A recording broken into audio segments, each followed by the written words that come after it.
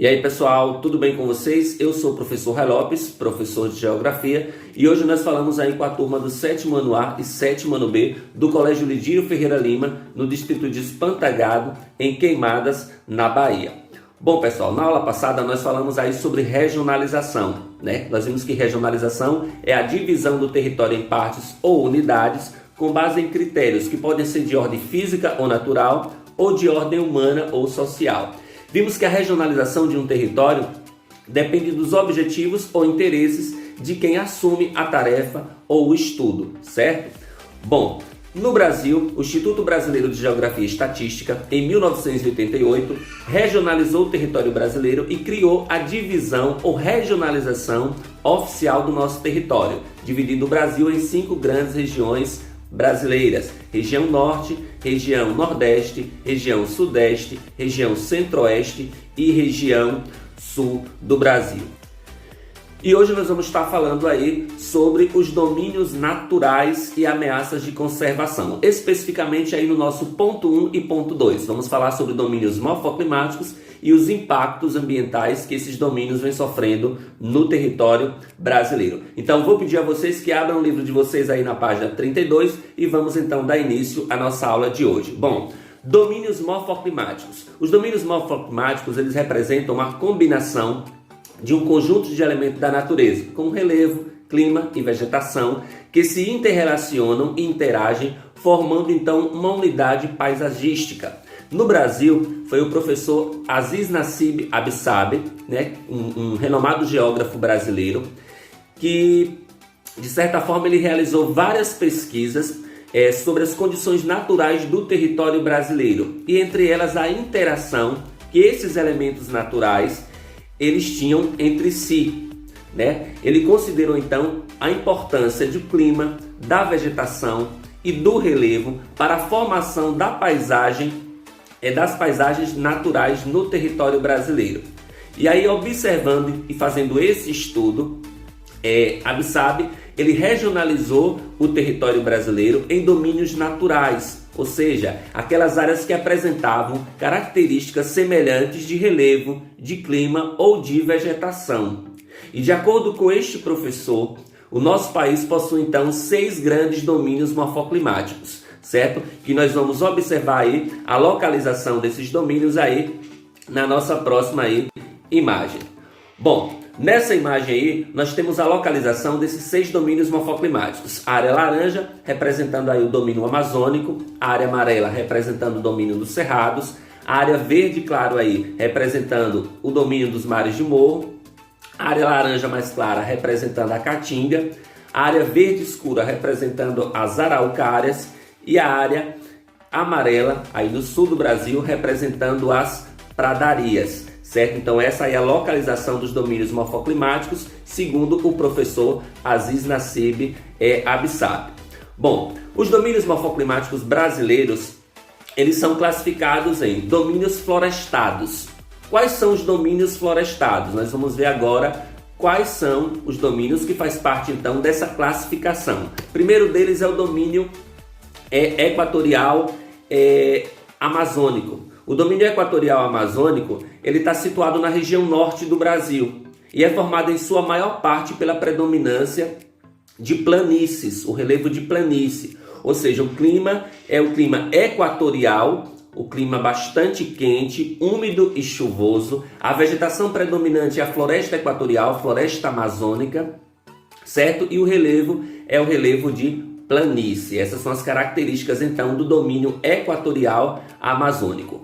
Um outro domínio que faz parte também do domínio florestado é o domínio dos mares de morro, certo? O domínio dos mares de morro fica localizado aí na zona costeira do Brasil, ou seja, no litoral. Vai do estado da Paraíba, no Nordeste, até praticamente aí o Rio Grande do Sul, certo? Onde predomina o relevo de mares de morro, que é o que dá nome então a este domínio.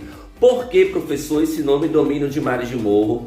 Bom, o nome ele está relacionado à formação do relevo. Observem pela imagem que vocês têm aí que o relevo ele parece com ondas de mar, ou seja, são morros que tem o topo arredondado, se assemelhando às ondas de mar, o movimento das ondas de mar. Então daí então o nome desse domínio morfoclimático ser chamado de domínio de mares e morros. Então nós temos aí o tipo de relevo dessa região característico desse domínio é o domínio de mares, os mares de morro, esses morros de topo arredondado.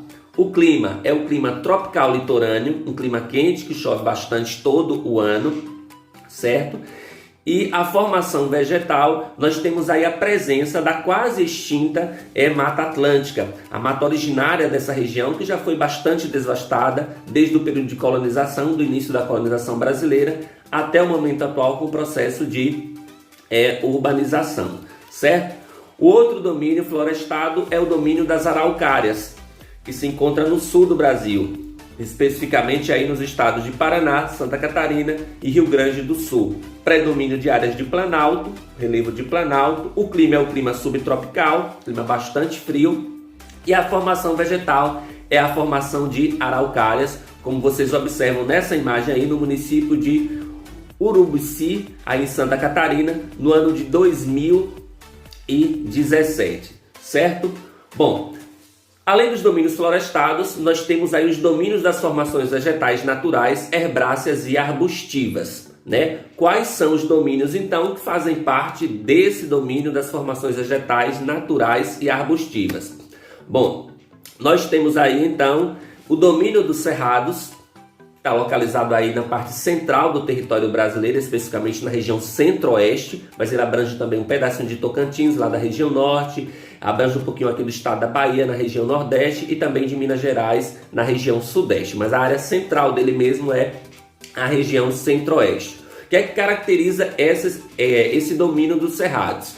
Primeiro, a formação vegetal. A formação vegetal, a formação de mesmo nome, cerrado, também chamada de savana, que são árvores de pequeno porte, de galhos retorcidos, que se adaptam muito bem às mudanças climáticas, já que nós temos dois climas bem definidos nessa região, o inverno e o verão. Então essas árvores elas conseguem se adaptar facilmente a essa mudança climática do quente para o frio. Então elas têm raízes profundas, que faz com que elas procurem água com a maior facilidade durante o verão. E durante o inverno, que é a época que chove pouco, elas acabam perdendo parte de suas folhas, para que não consumam tanta água assim. As chamadas plantas caudalíficas ou plantas caducas, que conseguem se adaptar a essas mudanças climáticas. Então nós temos aí o tipo de relevo que são os chapadões, predomínio de chapadas. Na região centro-oeste nós temos aí as chapadas, que é o tipo de relevo predominante. A vegetação é o cerrado, vegetação característica desse domínio, e o tipo de clima é o clima tropical continental, um clima quente com chuvas bem distribuídas durante praticamente todo o ano. Bom, o outro domínio, o domínio das caatingas, localizado aqui no Nordeste brasileiro, na área conhecida como polígono das secas, ou seja, a área que enfrenta a maior escassez de chuva no Nordeste brasileiro e de forma geral em todo o território brasileiro, é a área que apresenta a maior quantidade de secas. Característica dessa região com relação ao relevo são as depressões, a depressão sertaneja e a depressão São Francisco. E a predominância de clima é o clima semiárido, ou seja, o clima quente e seco, faz muito calor e chove muito pouco. Então essas são as características naturais aí da região da Caatinga.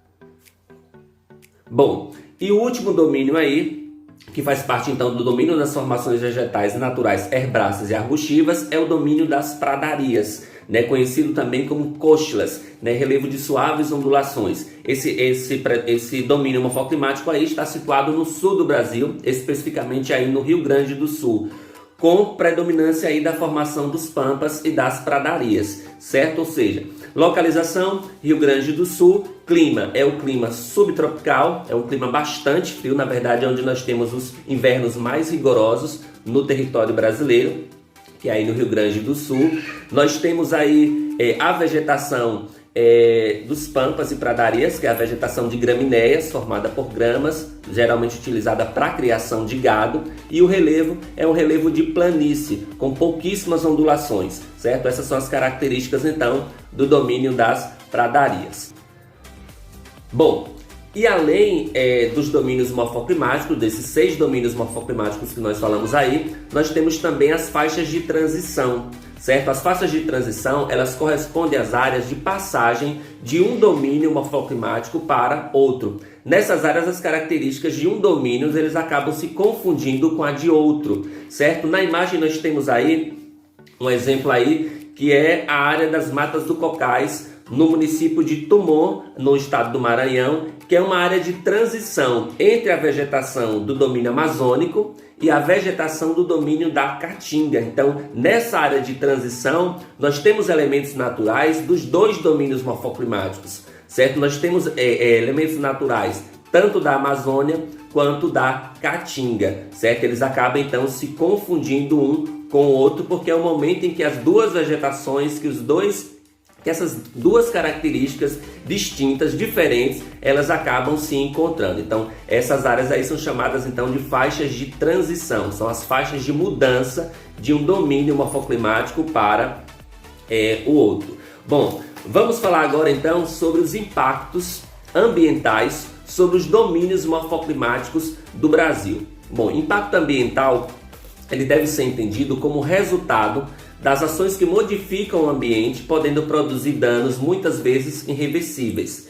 E aí a gente lembra que a maior parte desses impactos, que a maior parte dessas modificações no meio ambiente, elas são provocadas pela ação humana. E ao longo da história da ocupação humana, os domínios morfoclimáticos brasileiros, eles vêm provocando grandes impactos ambientais. E a maior parte deste impacto está relacionado à perda da nossa biodiversidade. Quando a gente fala da biodiversidade, a gente está se referindo então às diversas espécies de vida que existem na biosfera. Bom, sendo assim então, nós vamos estar falando então sobre os impactos ambientais que ocorrem dentro de cada um dos domínios morfoclimáticos. Primeiro deles aí, falando sobre os impactos ambientais causados aí no domínio morfoclimático amazônico, né? Um dos principais impactos causados nessa região está relacionado aos avanços de projetos agropecuários, né? Grandes fazendeiros que criam gado ou que iniciam a atividade de agricultura na região norte do Brasil e que acaba provocando com isso o desmatamento ou até mesmo as queimadas. E a grande consequência do desmatamento e das queimadas vai justamente para a área de fauna e flora do território aí do domínio amazônico, né? Muitas espécies de animais e de vegetais acabam desaparecendo ou entrando em extinção. O processo de queimadas muitas vezes ele acontece sim acidentalmente, né? Mas a maior parte das queimadas provocadas na região da Amazônia são queimadas de certa forma assim criadas, provocadas pela ação humana, com o intuito de expulsar principalmente os nativos da região, que são os povos indígenas. Só que na obtenção dessas queimadas aí, né, na realização dessas queimadas, muitos animais acabam mortos durante as queimadas, muitos animais acabam sendo feridos. Ano passado, início desse ano, a gente ouviu muito falar nas queimadas da Amazônia, né, na quantidade de animais que foram queimados ou que foram mortos durante os incêndios criminosos que aconteceram aí na floresta amazônica. E muitos deles acontecem também acidentalmente. Um ou outro agricultor ali sem experiência que vai atear fogo na vegetação para acelerar o processo de limpagem do solo para início da agricultura, mas os ventos acabam dando uma proporção maior a essas queimadas e acabam tomando conta da floresta. Então nós temos vários tipos de queimada, desde as queimadas naturais, que ocorrem em períodos de seca, até as queimadas acidentais e as provocadas. Mas seja ela provocada, natural ou acidental, as queimadas trazem um grande prejuízo para a região amazônica.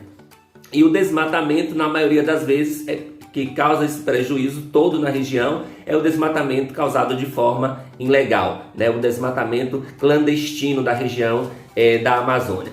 Além desses problemas aí, nós temos o processo de erosão do solo. Com o solo desprotegido pelo desmatamento ou pelas queimadas, o solo sofre o processo de erosão. E o solo fica desprotegido. Com o processo de erosão, nós temos também o assoreamento de rios. que é o entupimento das vias fluviais provocadas pelas águas de chuva que escavam o solo desprotegido, levando toda aquela areia para dentro do rio, fazendo com que o rio ele fique mais raso, ele fique praticamente cheio de areia, com a menor probabilidade de acúmulo de água naquele leito daquele rio. Outro problema aí da região do Amazonas, domínio amazônico, é a construção de grandes usinas hidrelétricas, a exemplo da usina hidrelétrica de Três Marias. Quando essas usinas elas são construídas, elas causam inundação, a água está represada e ela vai tomar uma proporção muito maior de área. Então nós temos aí vastas áreas da floresta amazônica tomadas por inundações, nós temos vilas e cidades ribeirinhas tomadas pelas inundações também, além de várias terras indígenas que acabam sendo invadidas por águas dessas barragens, que acaba expulsando a população nativa dessas regiões, causando um desequilíbrio de certa forma ambiental também, porque até mesmo os animais acabam fugindo dessas áreas, perdem o seu habitat natural também. Então nós temos aí um grande desequilíbrio natural provocado pelo desmatamento, pelas queimadas e até mesmo pela construção dessas usinas hidrelétricas. Esses são aí os principais impactos ambientais sofridos aí no domínio amazônico. Bom, podemos estar observando também grandes impactos ambientais no domínio do cerrado, provocados pela garimpagem de pedras preciosas e ouro, que é responsável aí pelo desbarrancamento de margens de rios, seguido também pelo assoreamento e pela contaminação das águas por mercúrio utilizado no garimpo e até mesmo pelo óleo diesel usado em geradores e barcos. Esses são os principais problemas ambientais que podem ser observados aí no domínio do cerrado, provocados todos eles pelo processo de garimpagem, por essa busca de pedras preciosas e de ouro na região. O escavamento das margens de rio provoca então o desbancamento, as bancas de areia caem dentro do rio, provocando com isso o assoreamento, o entupimento dos rios e a contaminação do solo, que é provocada geralmente pelo mercúrio e pelo óleo diesel. O mercúrio é uma substância química que é utilizada aí durante o processo de lavagem do cascalho para facilitar aí encontrar o ouro, e o óleo diesel, que é utilizado tanto em barcos como nos geradores e que acaba tendo vazamento, e esse vazamento provoca a poluição então das águas de rios. Além desses problemas provocados pela garimpagem, nós temos também aí o avanço da agropecuária, que gera os mesmos problemas que nós já citamos aí com relação à agropecuária na região do domínio amazônico, provocando em risco então a biodiversidade dessa região. Aí nós temos uma imagem aí da vista do garimpo do município de Paconé, no Mato Grosso, onde a intervenção humana ele modificou o meio natural. Então nós observamos aí uma imagem com uma área praticamente já desmatada, destruída pela ação humana. Bom, o nosso próximo impacto aí está relacionado então aí aos impactos ambientais no domínio da caatinga. Bom, o desmatamento que é realizado por grupos econômicos e a exploração de lenha para uso doméstico e também para a produção de carvão natural, ele tem causado uma perda de biodiversidade enorme na região do domínio da caatinga. Nós sabemos que a região Nordeste hoje vem tendo um crescimento econômico muito grande, então muitas áreas acabam sendo desmatadas para a agricultura ou para a pecuária por grandes grupos econômicos, e além disso nós temos também a exploração da lenha, a lenha que é muitas vezes utilizada para uso doméstico, para quem cozinha ainda com fogão a lenha, utiliza então para uso doméstico, e também para a produção de carvão, que é comercializado em todo o território nacional. O carvão que é utilizado para a gente fazer churrasco em casa, a boa parte dele é produzido aqui no Nordeste, da exploração da nossa vegetação. Então várias áreas de caatinga são derrubadas para se obter então o carvão vegetal. E essas ações acabam provocando também uma perda muito grande na nossa biodiversidade, tanto na perda de muitas espécies de vegetais, como de alguns animais também que perdem o seu habitat natural, causando de certa forma uma grande perda na nossa biodiversidade aqui. Tudo isso, ou seja, esse desmatamento provocado tanto por esses grupos econômicos como também para a exploração de lenha, contribui de certa forma para o processo de erosão do solo, causando com isso também a desertificação. Isso Tudo juntado ainda ao processo de irrigação feito de forma inadequada provoca a salinização do solo. Então esses são os principais problemas apresentados aí como no domínio aqui da Caatinga. Bom, vamos falar agora sobre os impactos ambientais nas faixas de transição, que é o caso do Pantanal. A garimpagem do rio Paraguai e seus afluentes, ele tem gerado grandes impactos. Bom, podemos falar também sobre os impactos ambientais aí na faixa de transição, que é o caso do Pantanal. A garimpagem do rio Paraguai e seus afluentes, ele tem gerado grandes impactos que já foram citados lá no domínio do Cerrado, além da pecuária extensiva, ou seja, o gado criado solto. O gado criado solto nessa região acaba competindo com a fauna nativa, com os animais da região, provocando de certa forma um desequilíbrio ecológico na região. E além disso nós temos a pesca predatória, que coloca em risco algumas espécies de peixes quando não é praticada no período normal de pesca. Nós temos aí o período de procriação desses animais, que deve ser respeitado, deve-se evitar a pesca, mas muitas vezes a pesca predatória ela não respeita o período de procriação desses animais, colocando em risco então algumas espécies nessa região. E os impactos ambientais no domínio das pradarias. A pecuária nesse domínio ela é caracterizada pelo elevado número de cabeças de gado por hectare. E essa grande quantidade de gado por hectare nessa região aí provoca compactação do solo, dificultando com isso a regeneração das gramíneas, causando com isso a erosão e a arenização do solo nessa região. Então o gado ele vai sapateando, pisando em cima do solo, compactando esse solo, deixando o solo duro, como se estivesse amassando o solo, certo? Essa compactação do solo ela acaba dificultando a regeneração das gramíneas, que é a vegetação natural da região. Ela tem dificuldade de germinar porque o solo está duro, tá apilado, então ele está duro, dificulta a germinação de gramas, que é a vegetação nativa da região aí, o capim, como a gente chama, dificulta a regeneração dessas gramíneas, acaba de certa forma desprotegendo o solo, porque digamos assim, a dificuldade que as gramas têm para germinar, o solo fica desprotegido, sendo de certa forma propício para o processo de erosão. O processo de erosão então vai agindo nessas regiões aí, causando a arenização, que é o acúmulo de areia em determinadas localidades. Aí vocês têm uma imagem aí que mostra aí o areal produzido aí pela degradação do solo arenítico, em consequência aí do uso intenso dos solos para a pecuária e também para a agricultura, no município de Manoel Viana, no Rio Grande do Sul. Quando a gente fala de arenização, a gente está falando então do afloramento de depósito, grande acúmulo de depósito arenoso, que são decorrentes das águas de chuva, que provocam então a perda de boa parte da matéria orgânica e de alguns elementos químicos que são importantes para o solo e que a chuva vai lavando, levando esses nutrientes geralmente para a margem dos rios, e as áreas que estão distantes vão só acumulando aquela areia sem nutrientes nenhum, que é como a gente observa aí na imagem. Observe que tem algumas valetas, algumas áreas aí onde desce praticamente as enxurradas e vai acumulando uma quantidade muito grande de areia sem nutrientes em grandes áreas aí desses locais aí nas pradarias.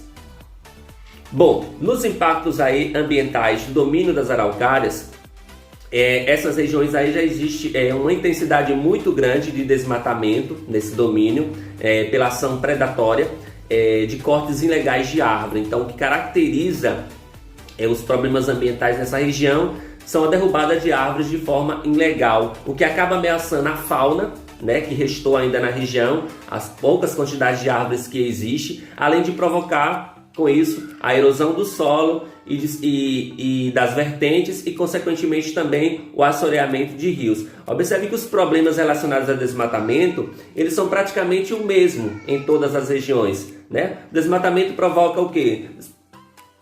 O processo de erosão, o assoreamento de rios, porque esses solos ficam desprotegidos. E nessa área aí nós temos aí, no caso das araucárias, uma diminuição muito grande da quantidade de árvores dessa região, que são as araucárias a formação vegetal dessa região, mas que vem sofrendo grandes impactos com corte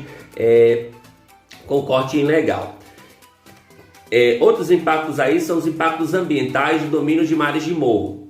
Bom, esse domínio apresenta grande concentração populacional, assim ele encontra-se ameaçado pela expansão urbana, que vem colocando em risco o domínio de mares de morro, é a expansão urbana, crescimento das cidades, crescimento das áreas industriais, o que acaba acarretando a contaminação do solo, dos rios, por resíduos domésticos e industriais e também poluição do ar. Então nós temos aí uma concentração muito grande de pessoas no litoral brasileiro, é onde praticamente nós temos aí a maior parte da população brasileira concentrada na área litorânea. Isso traz um grande crescimento dos centros urbanos e consequentemente também um grande crescimento do setor industrial, e juntos com essa grande concentração populacional contribuem para uma grande contaminação do solo, grande contaminação de rios, tanto provocada por resíduos domésticos como os industriais, e também pela própria poluição atmosférica provocada pela grande circulação de automóveis nessas regiões e também pela grande quantidade de poluentes que são expelidos por chaminés de fábricas nessa região aí litorânea do território brasileiro. Bom, sendo assim, nós podemos perceber que os impactos sobre os domínios morfoclimáticos brasileiros, eles podem causar a extinção de diversas espécies de animais e de vegetais, e aí pensando nisso, pensando em preservar os recursos naturais e a criar também alternativas para o uso consciente deles, foram criadas as unidades de conservação, certo? Mas é isso aí, nós vamos ver na nossa próxima aula, nós vamos dar continuidade aí ao estudo então do percurso 4 na nossa próxima aula, e aí na próxima aula a gente fala então sobre as unidades de conservação, ok? Então a nossa aula de hoje fica por aqui, não esqueçam de responder a nossa atividade proposta e até a próxima aula, fiquem com Deus.